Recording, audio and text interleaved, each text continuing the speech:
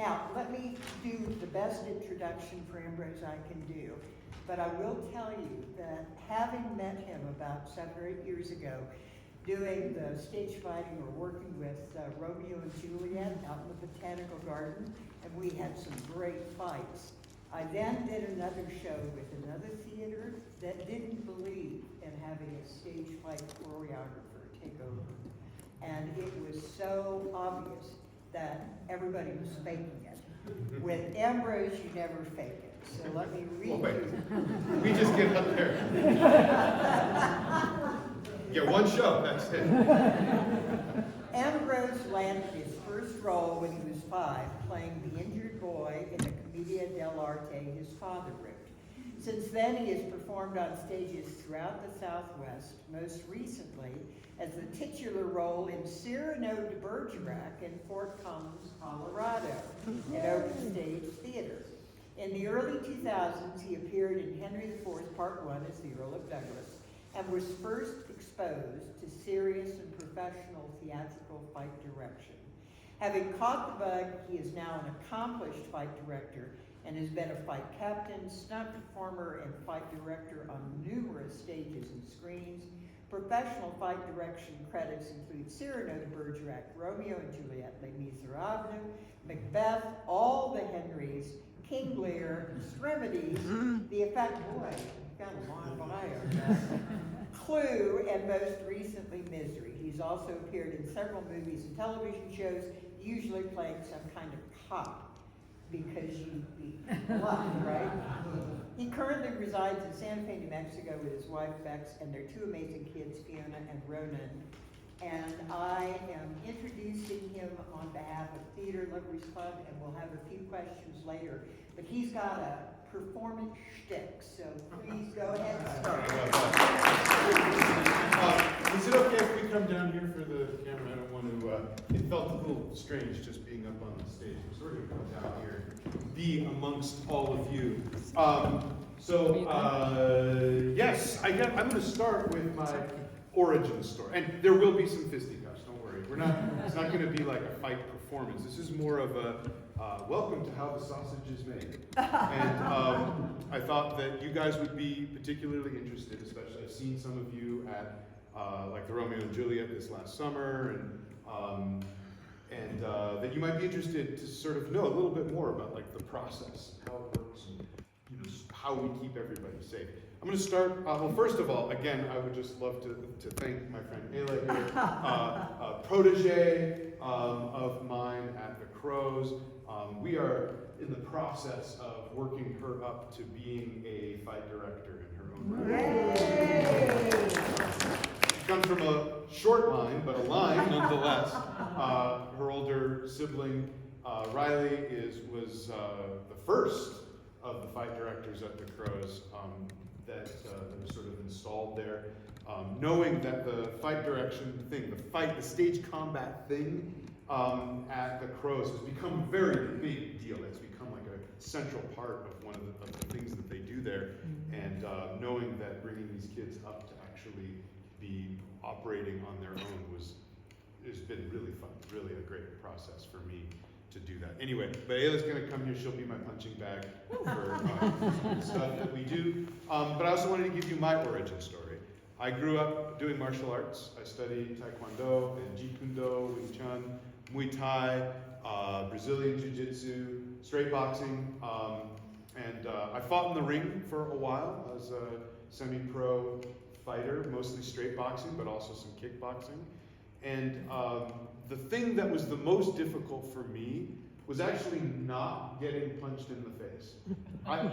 I didn't mind that so much. It was much harder for me to punch other people in the face. Oh. It was getting into a mindset of hurting other people was very difficult for me. And people that I was fighting against could somehow muster hatred for me or other people that they'd never met before. And I couldn't really do that. It was very difficult for me to hurt others. So I didn't do that well. Because the primary purpose of boxing in the ring is you gotta punch the other guy.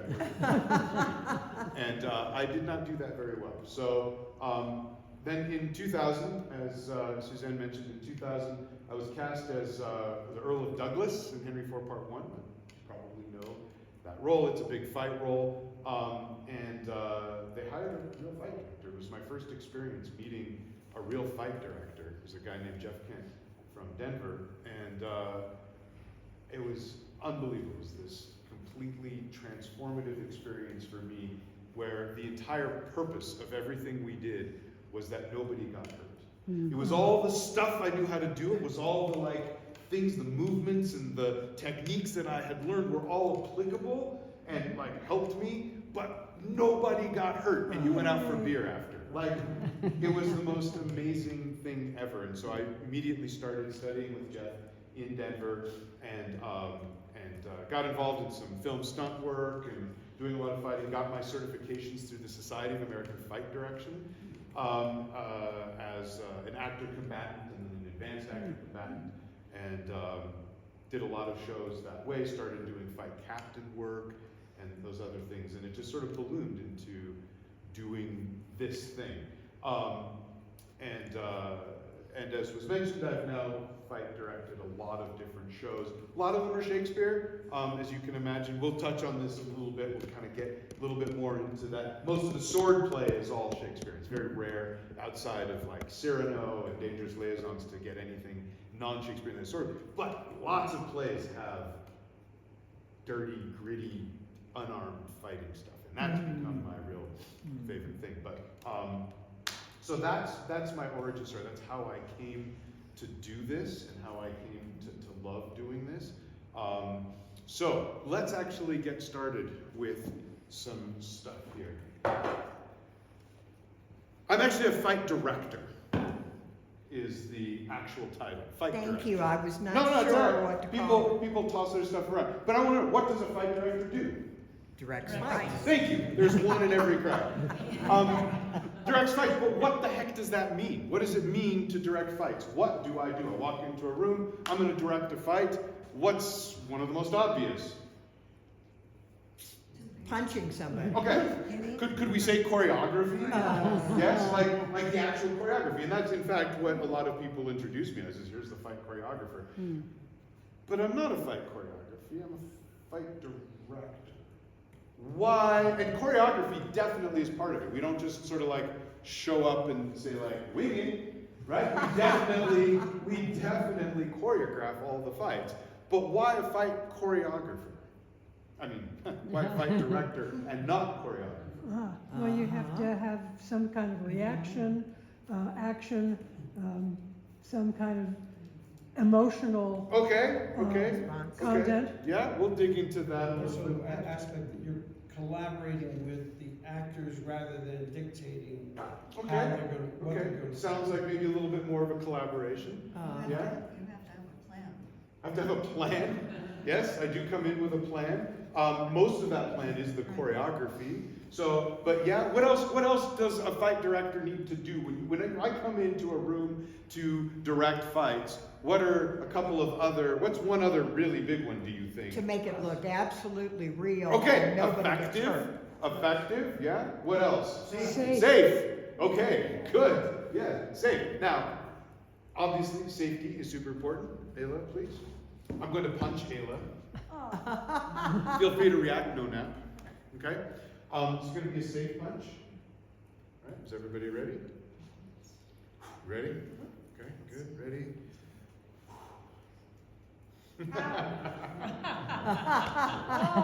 Was Ayla in any danger whatsoever? No. No? Was it terrible? Yes. Yes. Yeah. Okay. So we could be very, very safe and not at all effective, right? Or I could be completely effective and not at all safe. Right? So we need to be safe and effective. There needs to be choreography. We have to come in with a plan. Is that you? Yeah? I have to come in with a plan in order to tell the story. And then we had these other ideas here about story and collaboration. What does that mean, do you think? What's the Can you relationship extend that a little between the bit? two people? What? What's the relationship? The relationship between the two people. All right, Romeo and Juliet. You know Romeo and Juliet. Where does Romeo and Juliet take place? Verona. Verona. When does Romeo and Juliet take place? Renaissance. Yeah, probably 1500 1500s? is when it takes place in Verona. What kinds of weapons were they using in Verona in the 16th century? Knives of various kinds. Foils? Foils. Oh, yeah. Something that would have looked a lot like this. Yeah. This is a rapier, and this is a dagger. And rapier and dagger, those of you who saw the summer show, right? That was a big part of what we did, was rapier and dagger, yeah? So this is what they would have used then and there, yeah? All right, but let's say, come in, Ayla, do you want to be Mercutio or Tybalt? I'll be Mercutio. Mercutio? Always Tybalt. Oh, All right. So, come in, I'm going to do this fight, Mercutio and Tybalt, right? You guys all know that fight. That's sort of like the big one, right? What happens? And like what's going on? All right, so as fight director, I've come in, and let's say Suzanne is directing this show, and she's decided to set it accurately, historically accurate. But I come in as fight director, and I'm like, all right, first thing you're going to do is you're going to come out, you're going to pull out a katana and a wakizashi, yeah?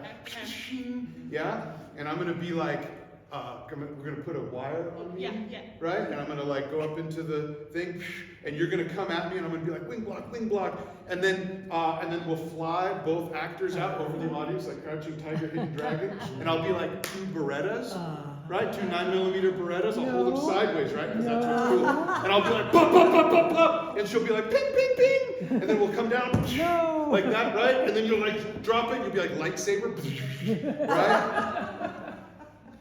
Would that be awesome and epic? Yeah. Yeah, does it make any sense? No. No, it makes no sense. But let's say, here's my $1 million idea. I can't do it here. I have to move somewhere where there's a lot more Japanese people. But what if you set Romeo and Juliet in feudal Japan?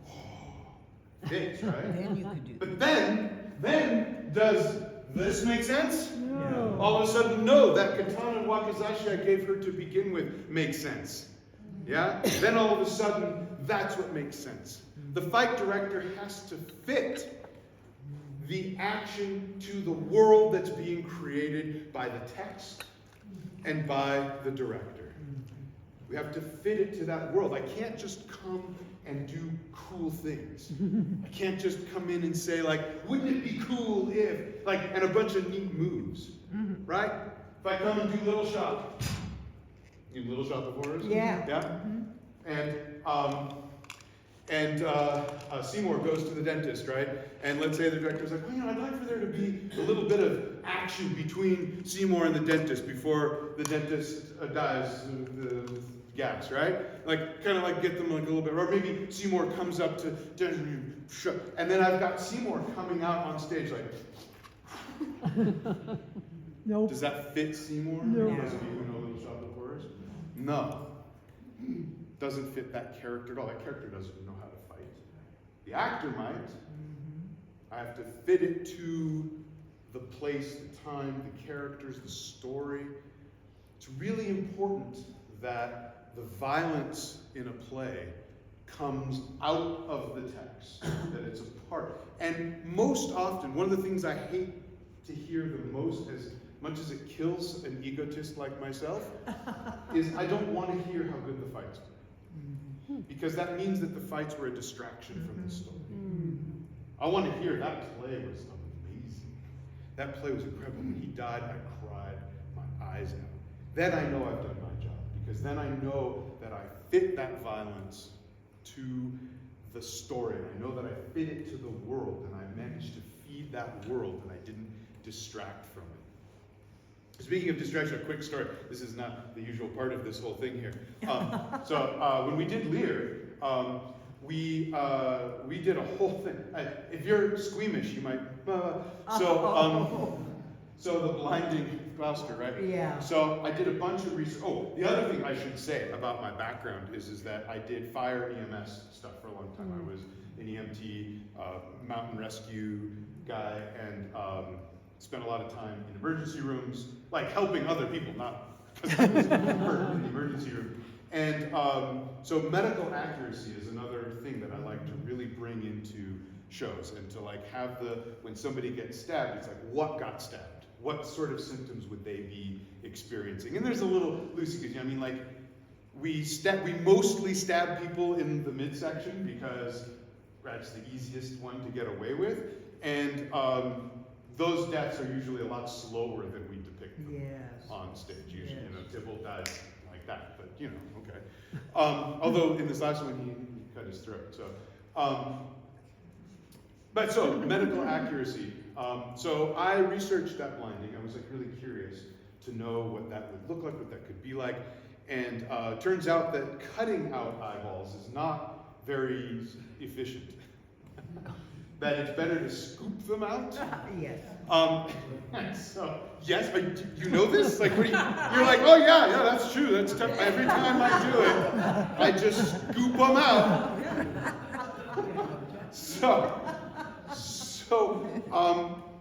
But I realized that Edmund didn't know that.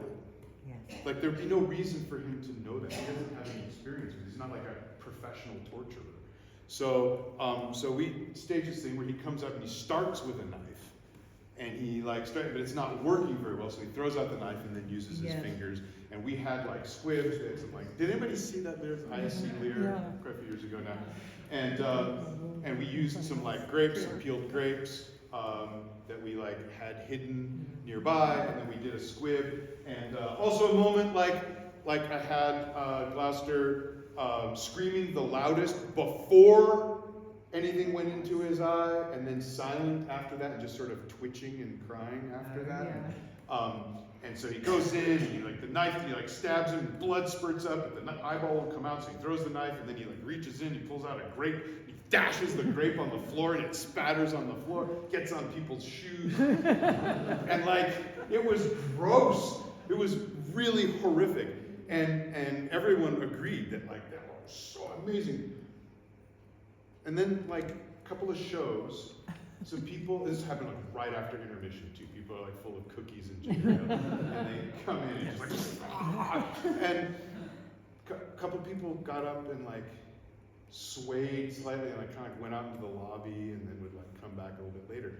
And at first I was like, oh yeah, that's so visceral, I made people ill. And I was like, no, that's not good. We don't want people coming out of the play, like out of the headspace of this story. We don't want them walking away like because we were so realistic that we made them sick.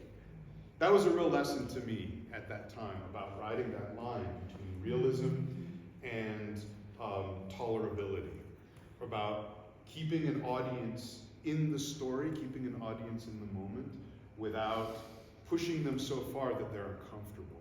Not because it's like you know, because sensitivities are too high or anything like that, or there's so many things we can't touch. No, not that, but just because like there is a point at which audiences are no longer comfortable. We'll talk more about that in a moment as well. So yes, safe, effective, fitting the story, fitting all these things. So why do this? Why have fight direction? Why spend time and money and energy building, I sometimes call it cooperative violence on stage? Well, pretty much all of Western Aristotelian theater is centered on what? Conflict. Centered on conflict. There are lots of theatrical traditions that don't do that, but nobody's asking me to come and help them with their kabuki play. Like, that's not. So I focus on that Western Aristotelian conflict-driven thing. And what better extension of conflict? Extension of objective tactic, right? Block, new tactic, than stage violence, right? What better escalation of that is there than this? There's a reason why so much Shakespeare has these fights, these denouements of fights in them, because it expresses this sense of conflict. So our fights, we tend to try to build them in such a way that they really feed that context, that they feed that text, that they feed that conflict, and that they expand that conflict, right? That they are still tactics. Let me explain a little bit what I mean by that.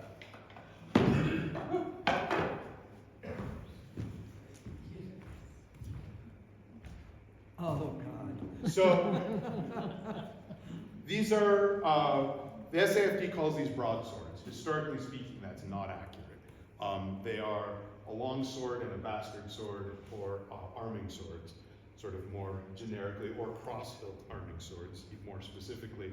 But the SAFD calls these broadswords, and we'll just call them broadswords for that. I would like to sort of introduce you a little bit to, here you go, you get the little one. These weapons. I have a fairly extensive armory. Most of it is housed at the Crows there, and one of the nice things, we have this nice symbiotic relationship where I store my armory there and they get to use it. And that is another reason why I train up these kids to be so responsible with the weapons, caring for them, feeding them, prepping them, taking care of them, keeping track of them, so that my armory is nice and safe there, and I feel really good about that. Anyway, these are real swords. Make no mistake. They are built just like a real sword would have been built, with a folded steel blade and a full tang. That just means that the blade of the sword goes all the way through here and has a little threaded end that gets a set nut on the end of it. The pommel, they're weighted like a real sword. The blades are spring-loaded, like a real sword would be. The only difference is that they're just not sharp. But this weapon, some of the other weapons we look at don't quite have this problem. This, you can imagine, even not being sharp, if you whacked somebody in the head with this as hard as you could kill them, certainly. So we take our weapons safety very seriously. We take the handling of weapons very seriously. You can see Ayla, good job, is holding it just like she's been taught to hold it, which is right up against the guard here. Do you want to step in front of the camera so that they can see that? And this is how we walk around with them when we're on stage, even on set during performance, backstage. Nobody's like, you know, or like poking at people or whatever. It's like this, and this is how you transport from the weapons table out onto stage. You are allowed also technically to do this, but this looks dumb. So, we just carry them like this. All right, let's talk about, we're not in the theater, so I'm just going to say it. Let's talk about Macbeth.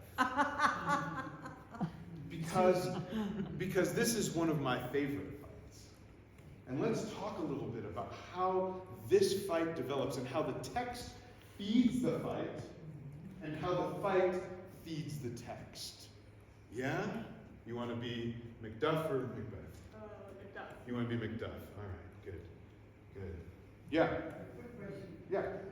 If it was a sharpened blade, wouldn't it be a boat that held there? Oh yeah, but make no mistake, this is not a real weapon. So this is why we carry it like this between the weapons table and on stage. On stage, I would never have anybody doing this unless they were wearing a chain gauntlet or something like that, where the audience would be distracted by the fact that I just cut my fingers.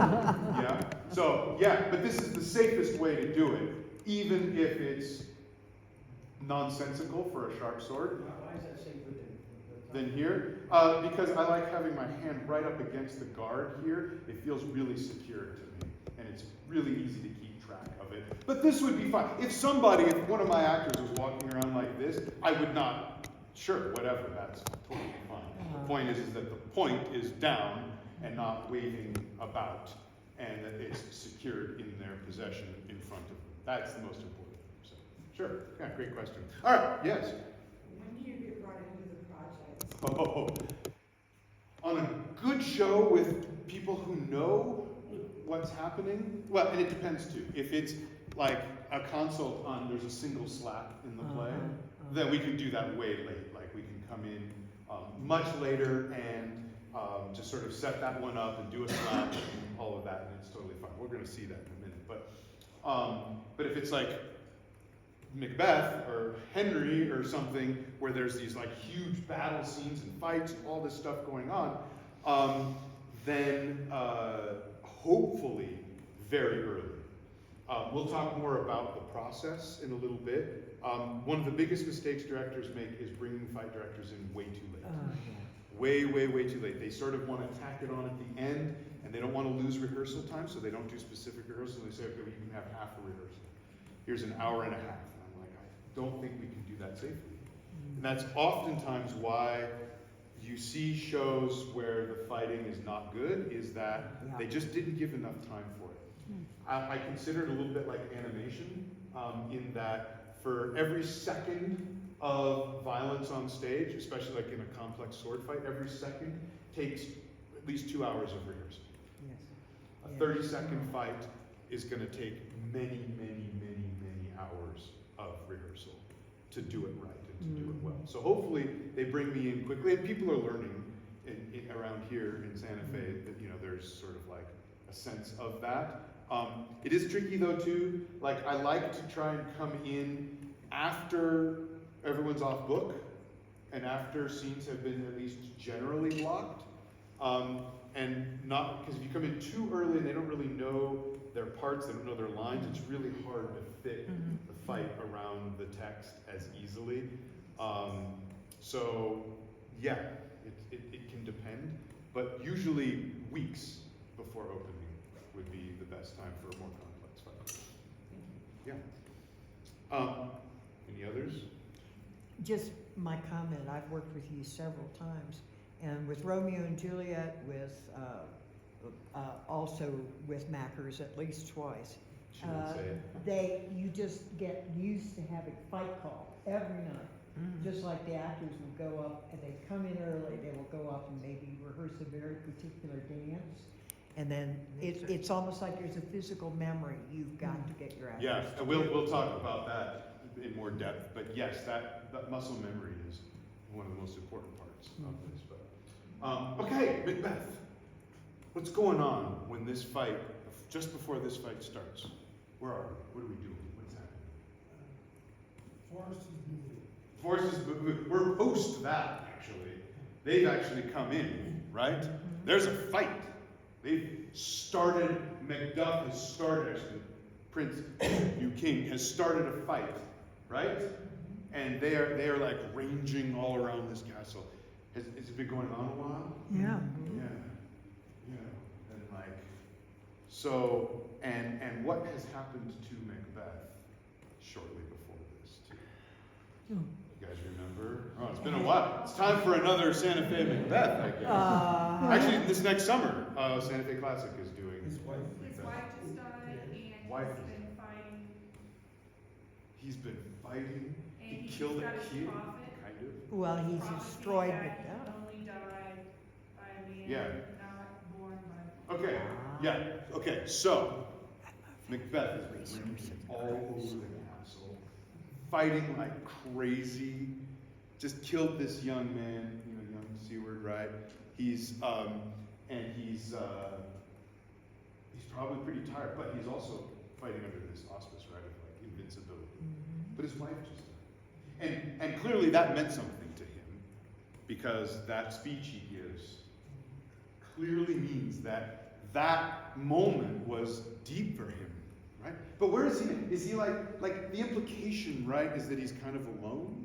I sort of picture him kind of like in a higher level, that he's like sort of fought and then he's like made his way up, and I kind of like see him out on some rampart, like looking out over the destruction of things. You know, he's been cut and bloodied and he's exhausted and sweaty, but maybe he's still somewhat revealing, like this feeling of invincibility. Yeah? And then who comes in? Macduff. Macduff. Sorry, how- Has Macduff, right? He's fresh as a daisy, hasn't done. No.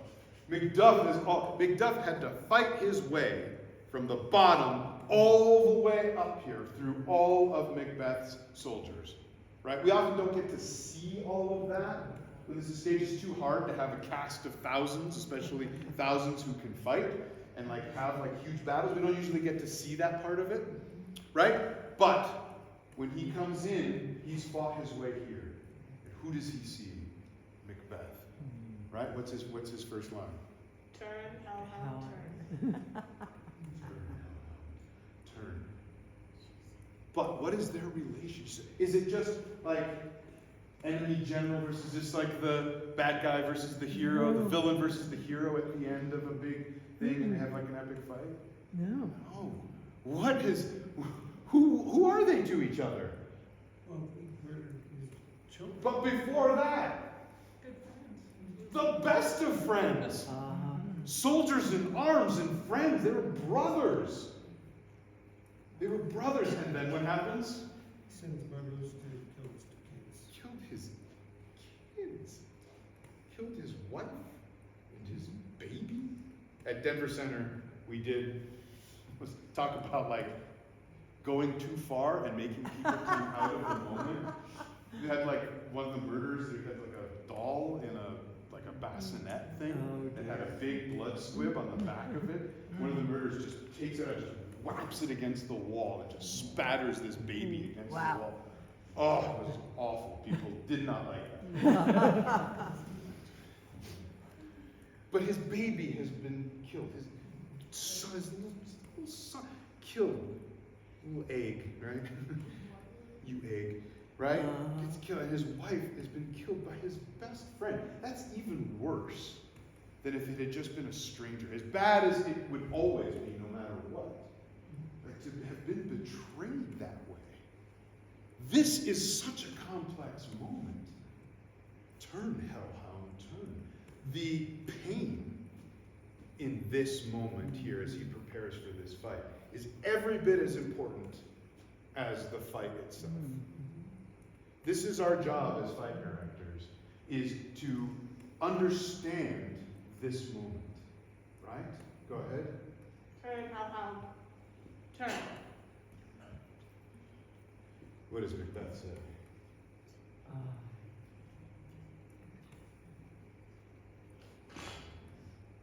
I'll not fight.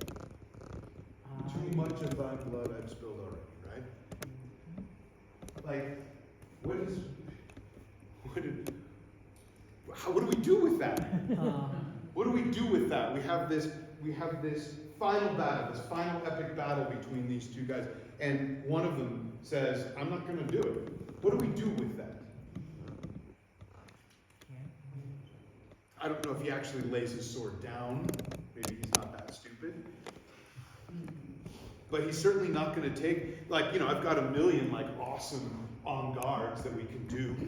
The Conan the Barbarian, right? We can do all sorts of cool stuff there. I don't want him to look cool. I don't want my Macbeth in this moment to look cool. I want him to look sad. I want him to be because there's also something else going through his head. Does anybody else pick up on the other thing? So Macbeth said, I don't want to kill. I don't want to fight you. I don't want to have to kill you, because he knows that he's going to win. Macbeth's only choice here is to kill his best friend, because he's invincible. And so he says, I'm not going to fight with you. I'm not going to do it. I can't do it. Just, you need to put yeah? I'm going to kill you if you do this. What does he say? This is one of the best lines ever written. What is this line here? Do you guys know it? Is anybody scholarly Burn of blood to Dyson in memory to know what he says? Do you know what it is? Out of my mother's womb. No, not yet. That's much later. No. He says, my voice is in my sword. He's not gonna back down from this. It's too much. Maybe there's a moment here where we can have the actors sort of Macduff considers it, but no. It's too much rage, too much pain, too much there. He's exhausted, he's bloody, and there's the man who killed his family. My voice is in my sword. I am not gonna talk anymore. And then they proceed to talk a bunch, but.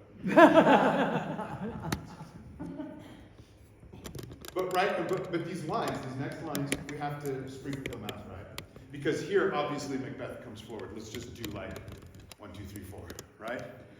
Macduff presses this. Macbeth is like, dude, I can't fight you. And he says, my word is my sword. And comes at him full of rage. Go, yeah, just 1, 2, 3, 4. And backs him up the whole way. Boom, right?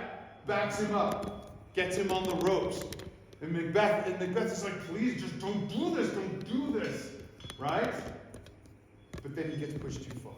Because then one of Macbeth's next lines is, thou losest labor. So that means that in this fight, because he says that must mean he has the upper hand.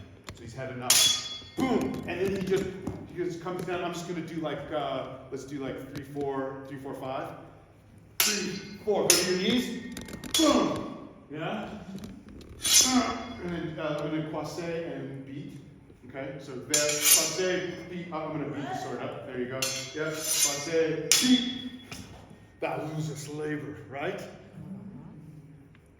Like, you're done. You're done. I beat you, and you know what? You can't kill me because I cannot be killed by anybody who was born of woman. And who else? And then he's like, ha ha. Yeah? And I think it's really interesting in this moment, too, that Macbeth has an opportunity to kill him and doesn't. Because I think what he says at the beginning is true. He's had enough. He's had, everybody is dead. And he didn't even, like, really mean it. Like, Macbeth doesn't even, like, he just kind of, like, keeps, I guess I'm king now. All right, cool, I'm gonna kill that guy. Like, it just keeps pushing him and pushing him and pushing him. And I think at this point, he's just like, I'm gonna, I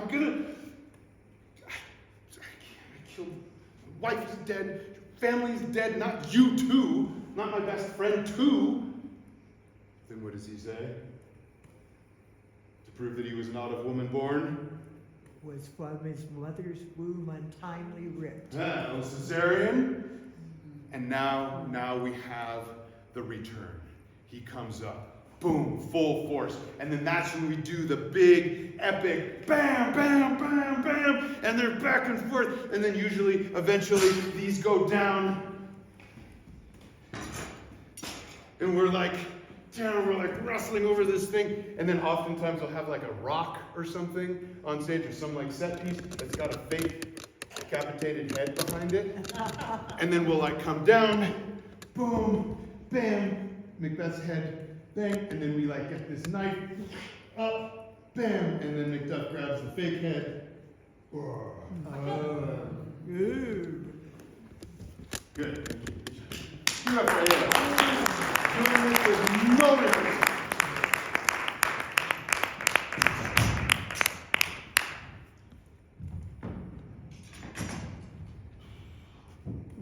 Sorry, just getting my notes. Make sure I don't forget anything. This is clearly not going to work though, so maybe we'll just fake it.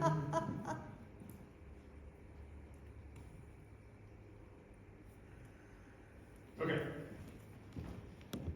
I hope you can see that this process really isn't just about cool sword moves. It's that too, don't get me wrong. Like, we wouldn't do this if we didn't also get to do cool sword moves. But those cool sword moves have to come from somewhere. They have to be driven by the story. And we have to continue to drive the story with that. Yeah? That's why we do this. That's why there's a fight director. That's why it's important to have this, is to fit this conflict all together. Now, I'm going to show you a quick technique, because it's pretty fun. It's a slap. And slaps occur in a lot of shows, for a lot of different reasons, Shakespearean and not. And this particular technique illustrates a lot of cool things that we need to know when we're talking about how and why we do what we do. First, let me talk about the contact slap. I don't know, are there any actors in here? Is anybody who's done some acting? Yeah? Have you ever been asked to do a contact slap? Yes. A contact slap on stage? It is the worst thing in the entire world. I hate the contact slap. And I encourage everybody who is ever going to be an actor to, if they're ever asked to do it, to refuse. And say, we need to bring somebody in to teach us how not to do this. Now, on film, I'm much more okay with it. Because on film, we can stop the action before the slap, we can set it up, we can get into place, we can do this, we can get the slap, we can do 1, 2, maybe 3, and then cut, and then move on, and that's it, right? On stage, this needs to be repeatable. And here's my horror story. A friend of mine was in a show with this acquaintance of ours who had just gotten engaged, and she had a diamond ring from her gift. I love how everybody like sees it coming. That's okay. That's okay. It's still worth hearing. So she was on stage. She had this like diamond engagement ring, and she's on stage, and the lights are just like, brrr, and the director says you need to take that off because it's too shiny. And she says, no, it just got it. Like, I really want it. And he's like, fine, but you got to turn it around so that the diamond's on the inside, so that it's not so sparkly. And she did that. She had a contact slap with my friend's left-handed slap. And every night before the slap, she would take the ring, turn it around, slap him, and then turn it back. One night, a couple lines got lost. They got ahead of themselves. And suddenly, boom, the slap was upon them. She didn't change the ring. Slapped him, caught him right across the cheek, cut his cheek wide open. There was spit and blood and all the things. They had to stop the show. He had to go to the hospital, get stitches. He has a scar, even with makeup. To this day, I'm sure it affects the way he gets cast. Now, I'm not saying that every time somebody does a contact slap on stage, somebody's going to the hospital. Clearly, that's not true.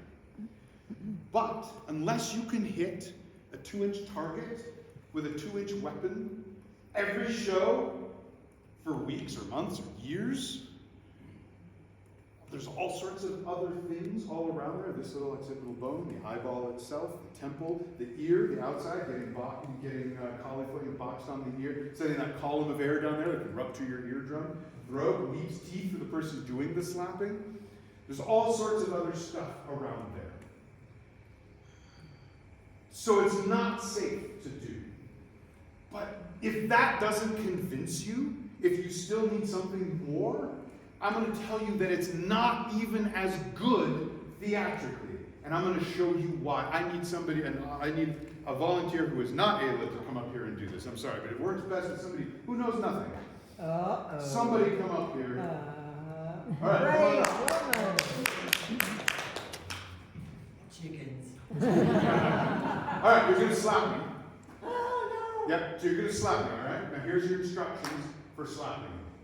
So this is going to be a big moment. Like, we're pretending like this is like streetcar or something, where you're just like enraged. Who do I get to be? So, Stanley. So I want you to, this is going to be one of those like, really big, full commitment, full body commitment swings, and it needs to have that really crisp, amazing, sharp sound, yeah? Okay? But don't hurt me. Okay? So it needs to be like fully committed, really strong, loud, amazing slap. But not, so hit me hard, but not too hard, okay? So hit me hard enough to make good sound, but not so hard that it hurts.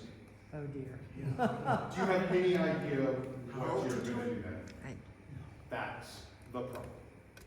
Thank you.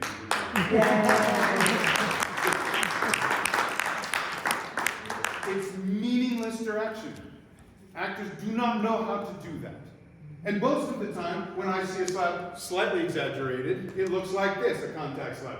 Frequently, either somebody's like getting hurt, or at least risking getting hurt or something, or it looks like this. No. They can't commit to it. They're worried about hurting or getting hurt. Also, the actor getting slapped is frequently doing the whole scene before it, like.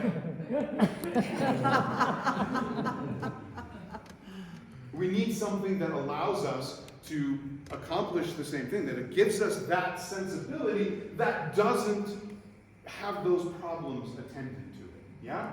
That lets the actors fully commit to the moment, be in the moment, and go. And also, like I have met plenty of actors, mostly men, who use method acting as a way to behave poorly.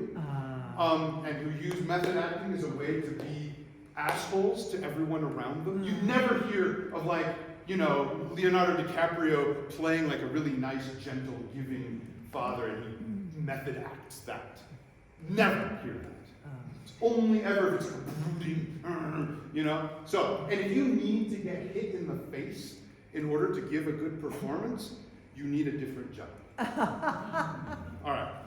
So, how can we fix this?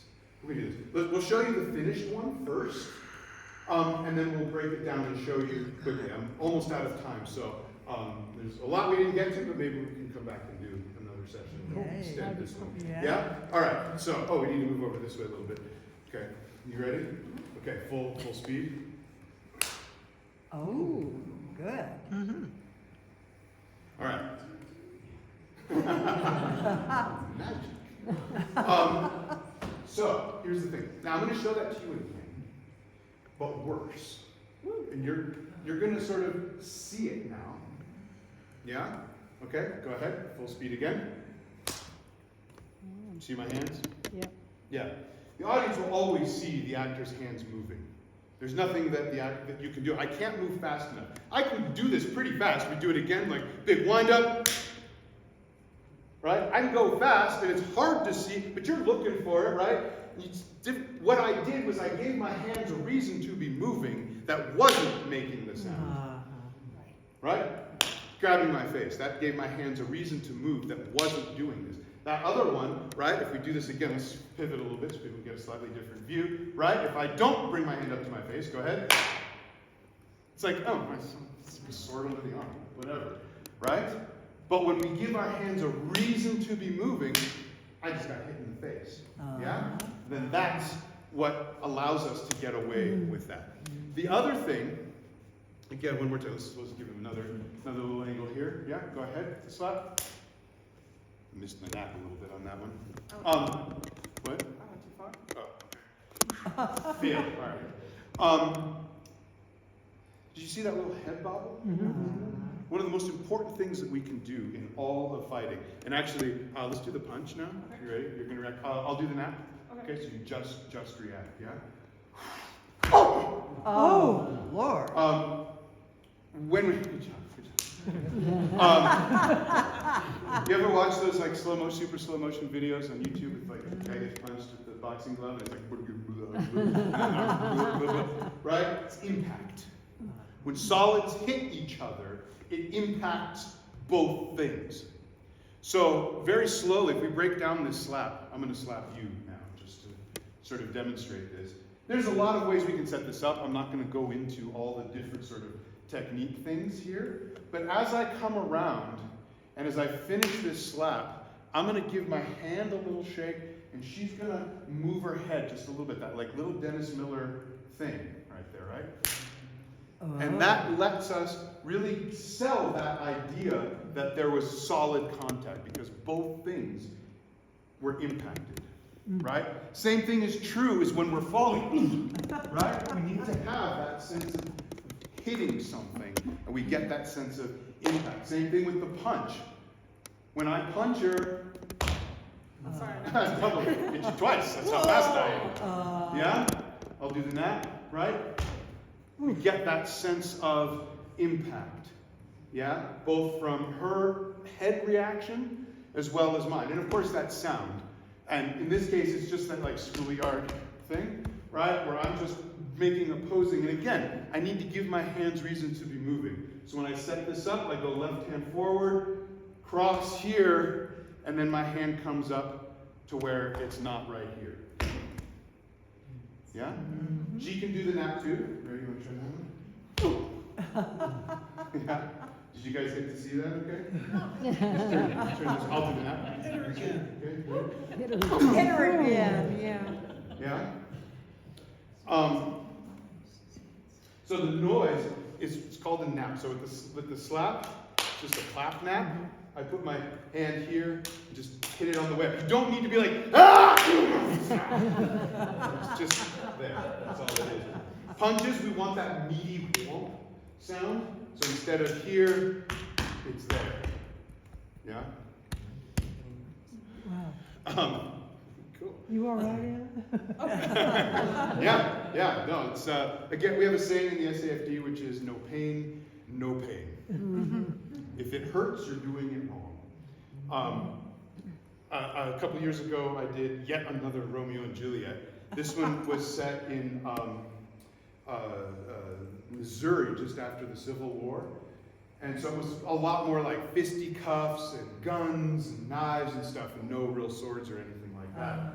And in the opening brawl, right, the Capulet Montague brawl that happens at the beginning, we had a big brawl, lots of people in there. It's kind of like a saloon-style brawl thing. And I was working with one of the actors, and I really wanted to have him like jump on the guy who's on the ground, and then have that guy like get him up. And he's like, I could do a little flip over him. And I was like, can you really? You do that safely? He's like, yeah. So I had to go down, and he like rolls over the guy's head, like flips over onto his back over there. And I was like, if you can do that, that's great. That's like a wonderful move. Let's keep that. So they did that, and a couple weeks later, I get a text message from one of the actors who's like, you know, he called it was like battle wounds or something like that, or like Mark of the Warrior, I don't know, some macho thing like that. And the guy who was doing the flip just had a bruise his entire right side of his back. Just the entire thing was this giant edema, like contusion thing, all purple and swollen. I said, no, that's not. No, we need to change that choreography. That you cannot just be taking that and be okay. That's not cool. So, good. Well, we are already out of time. A round of questions. I know Suzanne has some prepared ones. We can do a few questions for me or Ayla, and then we'll wrap this up, and maybe we can extend it up, because there was a lot of stuff we didn't get to. Yeah. I watched you do fights, not just a fight, but very central to the plot in Extremities.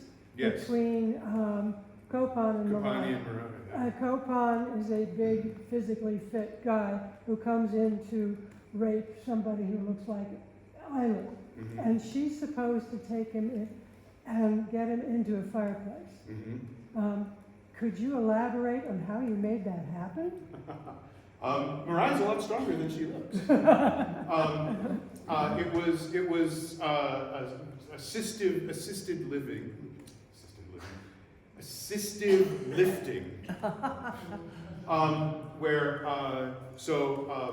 while he's pretending to be unconscious, you're talking about just like the physical act of her lifting him up into the fireplace.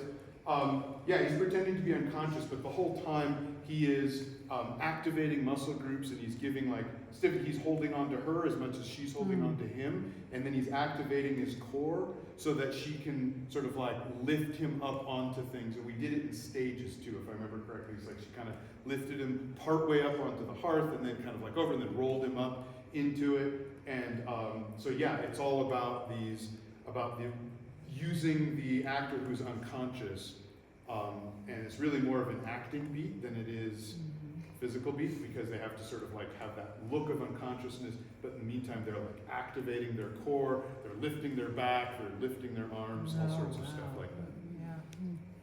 Yeah. I've been dying to ask someone this for a while, and I can't think of anybody better than you. Last year I had the experience of seeing one of our local Shakespeares, and it was superb. It was one of the tragedies that involves everybody in the show getting killed at the end. And instead of utilizing your expertise in fighting, they went into, because they felt it was immoral to actually have violence on stage. And this is a thought that is new to me, but I suspect has been around for a while. They went into this very stylized sort of like you touch someone and they're dead. Mm-hmm. And I actually had an argument with the director, of whom I'm very fond, saying, I think it's totally wrong. Ariana. Because violence can be, there's a reason the violence is there. And then I had other friends say, no, you're totally wrong. It's a good idea. What do you think? So I don't think either is right or wrong, honestly. And like genuinely, and Ariana and I have talked a lot about doing more styles of how can we make violence more interesting on stage? How can we make conflict do other things other than just the expected? And of course, I love nothing more than sweat. right? Like the big fight at the end of Sweat, and just this like knockdown and like baseball bats and all this tomfoolery Yeah. that we get away with in that. But I also love the idea of that stage is different from movies. It's both more real and less real than film. Film has this reality, right? You're on location, actual castles or whatever, in grass and dirt, but it's just shadows on the wall when you see it. In theater, it's like a real person. And that time that you're seeing is the very last time that will ever happen in the history of the universe. It will never happen that way again. And so the idea that we can make violence on stage do something a little bit different is very exciting to me. A few years ago, I did Sherwood. It's